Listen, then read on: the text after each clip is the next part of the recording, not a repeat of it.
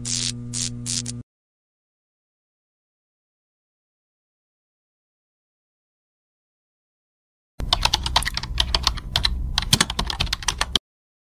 啊，可能80、90年代嘅紅 A 嗰啲塑膠啊、膠凳、膠桶嗰啲啦，同埋維他奶我都記得係香港製造嘅。我諗第一個會諗到嘅就係絲球麥花生油啊，又或者係活絡油啦、黃道益活絡油啊，又或者係一啲灣仔碼頭水餃啊，或者某一隻生抽嘅品牌。香港製造可以係好多嘢，電影、食物、產品等等。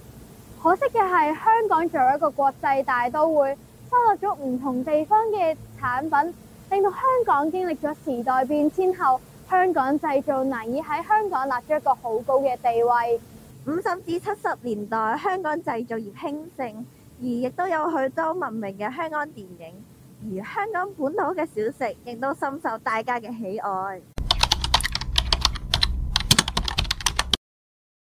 香港製造咧，俾我印象係好嘅，因為好多時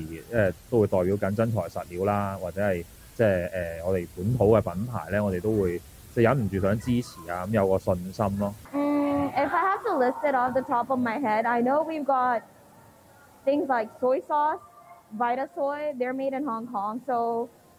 I'd say it is pretty good quality because Hong Kong people are very picky. And I mean that in a good way. But yeah, Hong Kong products definitely of quality. 而翻到嚟而家，香港製造喺香港雖然逐步衰落，但係香港嘅一啲自家製手工產品，例如可能紅 A、駱駝牌等等，佢哋嘅質量依然係非常之高。又或者係香港電影，亦都深受大家好評。香港電影嘅票房喺近2-3年嚟亦都逐漸刷新高，又或者係香港本地嘅小食啊，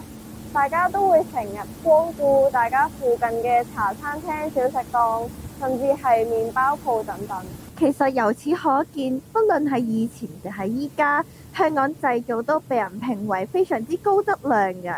而佢嘅出現亦都為香港人嘅生活帶嚟唔少嘅便利，亦都深受大家嘅歡迎同埋喜愛。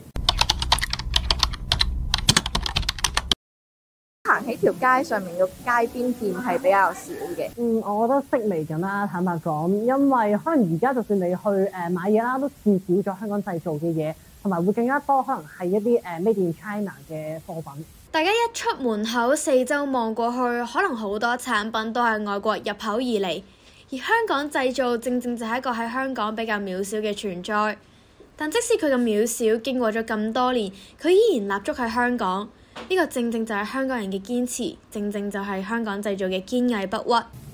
香港製造嘅例子可能好少，會諗起嘅可能就係紅 A 或者駱駝牌。而講起電影，大家會諗起嘅就係周星馳嘅電影為多。而唔可以忽略嘅就係，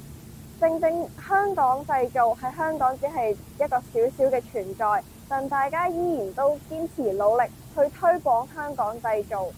大家會見到一啲團體或者公司繼續選擇香港製造，無論外國產品有幾吸引，大家依然都會選擇去支持佢哋。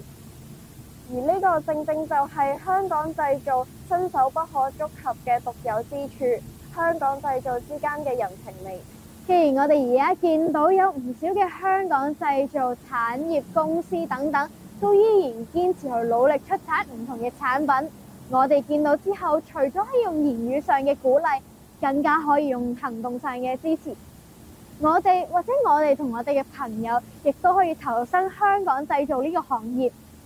星星之火可以燎原，即使我哋係一個細細嘅群體都好，我哋咁樣做，除咗可以令香港製造呢個產業變回當初嘅繁華興盛，更加可以令到香港製造嘅影響力日漸增廣。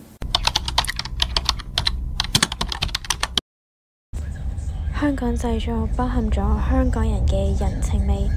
亦都包含咗香港人嘅支持。